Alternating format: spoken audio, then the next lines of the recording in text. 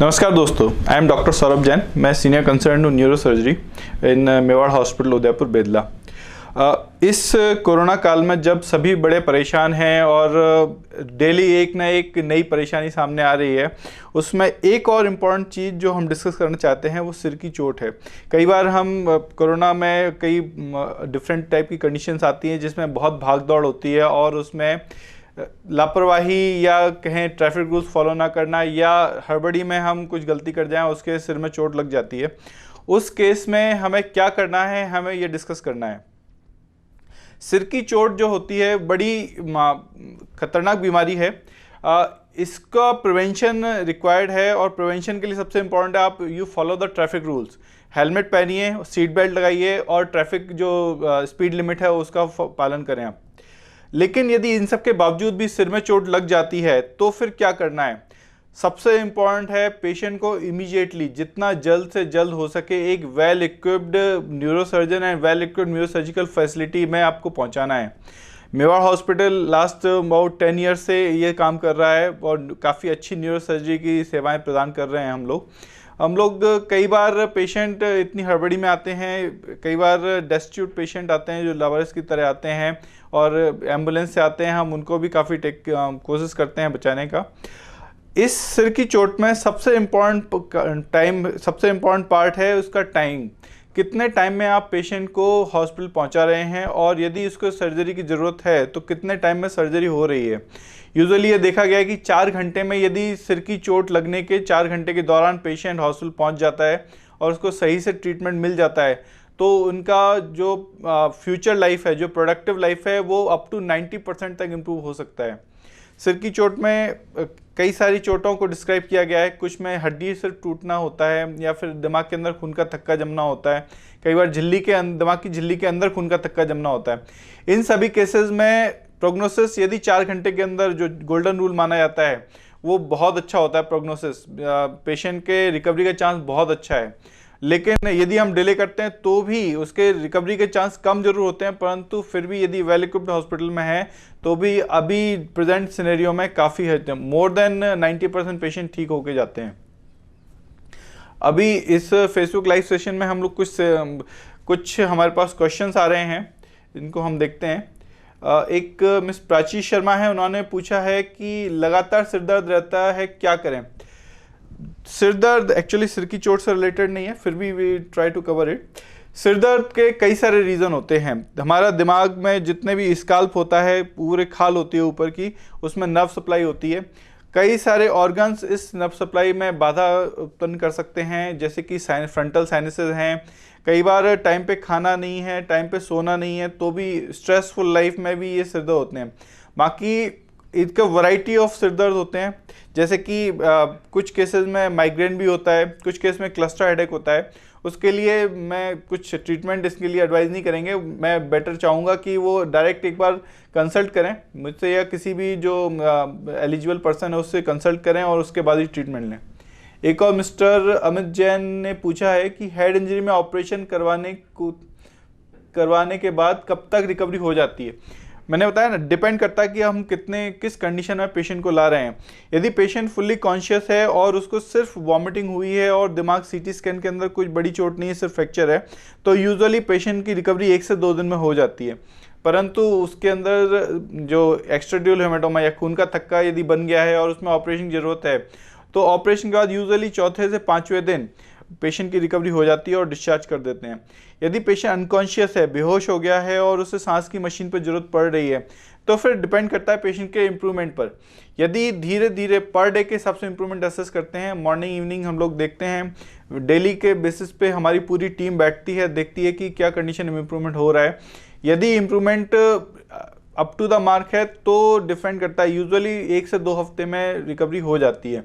परंतु हाँ, यदि डिफ्यूज एक्सोनल इंजरी है, दिमाग में कई सारी चोटें हैं और रिकवरी उतनी अच्छी नहीं है तो कई बार 1 महीना 2 महीना भी लग जाता है।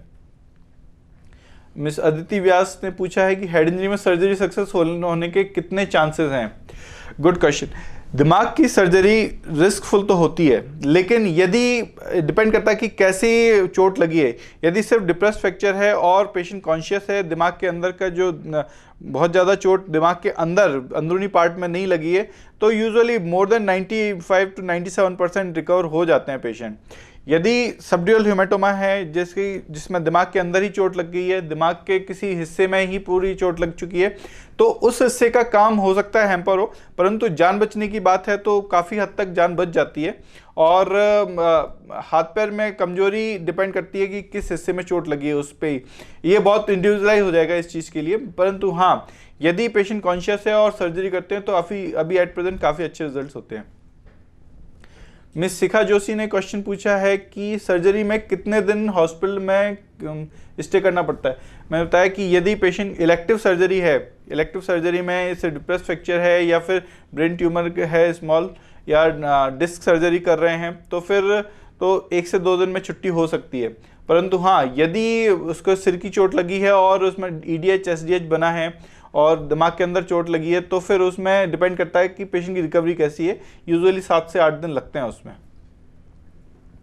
मिस्टर आदित्य जैन ने पूछा है कि ब्रेन ट्यूमर में सर्जरी कितनी सक्सेसफुल है और कितना खर्चा आता है।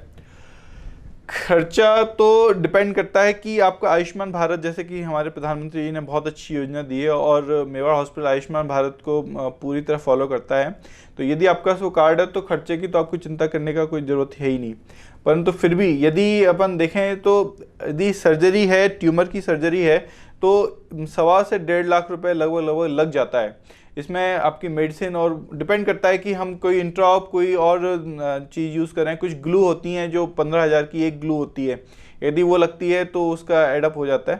परंतु हाँ, डेफिनेटली डिपेंड करता है कि ट्यूमर कैसा है। यदि ट्यूमर छोटा है तो कम में काम हो जाता है, और उसका स्टे भी डिपेंड करता है पेशेंट की कंडीशन पर। मिस्टर लकी खत्री, मैं जब भी बैठकर उठ जाता हूं तो मुझे चक्कर आते हैं, इसका किस कारण से हो सकता है? इसके बारे में थोड़ा सा डिस्कस करना चाहते हैं कि जैसे कि हमारे फ़ोन में GPS सिस्टम होता है, वो GPS सिस्टम उसे डिसाइड करवाता है कि 3 डायमेंशनल में फ़ोन रखा है तो किस जगह पे रखा है। ऐसे ही एक GPS सिस्टम भगवान ने हमें अपने इंटरनल ईयर में, कान के पीछे वाले पार्ट पे दिया है। उसमें 3 सेमी सर्कुलर कैनाल होती हैं। यदि ये GPS सिस्टम किसी कारणवश खराब हो जाता है या किसी कारणवश इसमें कोई अनियमितता आ जाती है, specially in case of vitamin D deficiency, कोई सर में चोट लगने की वजह से या कोई ट्यूमर की वजह से, ये 3 मुख्य कॉज हैं, यदि इनकी वजह से आ जाती है तो फिर हमें चक्कर आने लगते हैं। स्पेशली जब हम पोजीशन चेंज करते हैं, लाइक बैठ के उठते हैं या उठ के बैठते हैं या लेट के खड़े होते हैं या फिर खड़े होकर लेटते हैं, स्पेशली इन कंडीशन में, तो मैं लकी जी को कहना चाहूँगा कि आपको डिटेल एग्जामिनेशन करना चाहिए और ज़रूरत पड़ेगी तो इमेजिंग MRI के फॉर्म में करनी चाहिए। उसके बाद ही हम इसके बारे में डिसाइड कर सकते हैं और ट्रीटमेंट दे सकते हैं। मिस्टर वैभव दीक्षित, इन्होंने पूछा है, मेरा 2018 में एक्सीडेंट हुआ था, मुझे हेड इंजरी हुई थी और क्लॉट आए थे, मेरा ऑपरेशन नहीं हुआ था, अब मैं पूरी तरह रिकवर हो चुका हूँ, बट प्रॉपर बॉडी बैलेंस नहीं होता, इसका क्या कारण हो सकता है? अगेन, बॉडी बैलेंस नहीं होना कई सारे रीज़न से हो सकता है। एक इम्पॉर्टेंट रीज़न है इंडिया में विटामिन B12 डेफिशिएंसी, और चूँकि हेड इंजरी भी हो चुकी है इनको, तो मुझे डिटेल हिस्ट्री इनकी चाहिए होगी। ये देखना होगा कि सिर में चोट जब पहले लगी थी तो उस टाइम कहीं सेरिबेलम, जो छोटा पार्ट होता है दिमाग का, उसमें कहीं कोई चोट तो नहीं लगी थी, उसमें कोई खून का थक्का नहीं था, तो उसकी वजह से वो डिटेल एग्जामिनेशन और इमेजिंग के बाद ही इसके बारे में बता सकते हैं। मिस रश्मि चौहान, क्या माइग्रेन का दर्द नेचुरली सही हो सकता है? अच्छा, it's a good question. Migraine actually it's a diagnosis of exclusion.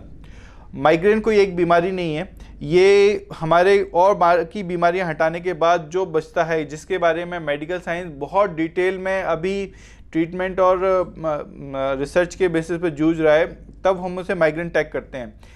किसी भी चीज़ का यदि हमारे सारे MRI इमेजिंग नॉर्मल आते हैं, हमारे इन्वेस्टिगेशन नॉर्मल आते हैं, हमारे क्लिनिकल एग्जामिनेशन नॉर्मल आते हैं, उसके बाद ही हमें यदि सिर दर्द रहता है तो ही उसे माइग्रेन कहा जा सकता है। तो माइग्रेन कई सारी चीज़ों से रिलेटेड होता है, कुछ डिफरेंट आदतों से होता है, कुछ फैक्टर्स होते हैं, जैसे कि किसी को सनलाइट में जाने से माइग्रेन हो जाता है या सिर दर्द होने लगता है, किसी को डस्ट देखते ही माइग्रेन होने लगता है, नॉन एलर्जिक, किसी को डस्ट के संपर्क में आने से बिना एलर्जी के ही माइग्रेन हो सकता है। तो ये बहुत इंडिविजुअलाइज है। हाँ, डेफिनेटली इसका उम्र के साथ, हार्मोनल चेंजेस के साथ बहुत गहरा रिश्ता है। तो हर इंडिविजुअलाइज है, माइग्रेन नेचुरली भी ठीक हो सकता है, परंतु बहुत कम केसेस में। यूजुअली आपको एक अच्छे एलिजिबल न्यूरोलॉजिस्ट के पास जाना चाहिए, एग्जामिनेशन कराना चाहिए और हो सके तो इमेजिंग कराना चाहिए। मिस्टर विभोर शर्मा ने लिखा है कि ब्रेन ट्यूमर के सिम्टम्स क्या हैं। ब्रेन ट्यूमर के सिम्टम्स, दिमाग में ब्रेन ट्यूमर, कोई भी गठान ये दिमाग में आ जाती है उसको ब्रेन ट्यूमर बोला जाता है। ये इसको दो में मोटा मोटी डिवाइड किया गया है, एक ब्रेन प्रॉपर जो ब्रेन पैरेन्काइमा होता है उसका ट्यूमर, और एक ब्रेन की झिल्लियों का ट्यूमर। यदि ब्रेन की झिल्लियों का ट्यूमर है तो उसमें सिम्टम्स काफ़ी लेट आते हैं, काफ़ी बढ़ने के बाद आते हैं, और जो ब्रेन पर दबाव आ जाता है उसके बाद ही सिम्टम्स आते हैं। कुछ केसेस में मिर्गी के दौरे, बहुत तेज सिर दर्द या उल्टियाँ आना एक कॉमन सिम्टम है। इसके अलावा ब्रेन का जो पार्ट इन्वॉल्व होता है, जैसे कि ऐसा पार्ट जो हाथ के मूवमेंट के लिए रिस्पॉन्सिबल है, तो उस केस में यदि ब्रेन ट्यूमर होता है तो ये हाथ में वीकनेस आ जाएगी। यदि ऐसा पार्ट जो आँख देखने के लिए इम्पोर्टेंट है उसमें यदि ट्यूमर होता है तो आँख के देखने की क्षमता है वो उतनी नहीं रहेगी, थोड़ा सा विजन डिक्रीज हो जाएगा। यदि हमारे सूंघने की क्षमता है उस जगह पे ट्यूमर होता है तो सूंघने की क्षमता चली जाएगी। यदि हमारा ऐसा पार्ट दिमाग का या दिमाग की नस जिसमें हमारे सुनने की क्षमता है, जो सीपी एंगल ट्यूमर जिसमें बोलते हैं, यदि वहाँ पे कोई ट्यूमर आ जाता है और उस नस को डिस्प्लेस करता है, नस को हटाता है, या फिर वो जिस ब्रेन का पार्ट है उसी को डैमेज करता है, तो फिर हमें सुनने की प्रॉब्लम आ जाएगी। तो कोई भी न्यूरोलॉजिकल प्रॉब्लम आती है जो परसिस्ट करती है, उस केस में हमें एक इमेजिंग करानी चाहिए और एक सर्जन को एग्जामिनेशन अच्छा से कराना चाहिए। एक आखिरी क्वेश्चन आ रहा है मिस्टर गौरव जैन का, क्या माइग्रेन के दर्द का कोई परमानेंट सॉल्यूशन है? Again it's a repetition, migraine एक तरह से एक सबसे इम्पोर्टेंट, सबसे कारगर जो तरीका है माइग्रेन का, वो अपनी आदतों में बदलाव लाने का है। आप रेगुलर यदि सोएंगे, रेगुलर खाना पीना खाएंगे, रेगुलर भूख को ज़्यादा देर तक बर्दाश्त नहीं करेंगे, और ये कॉज आइडेंटिफाई करेंगे किस वजह से आपको सिर दर्द हो रहा है, तो डेफिनेटली हम इस माइग्रेन को टैकल कर सकते हैं। डेफिनेटली माइग्रेन इम्प्रूवमेंट हो सकता है, कई बार दवाइयों से, कई बार हैबिट से, लेकिन माइग्रेन का ट्रीटमेंट है। Thank you.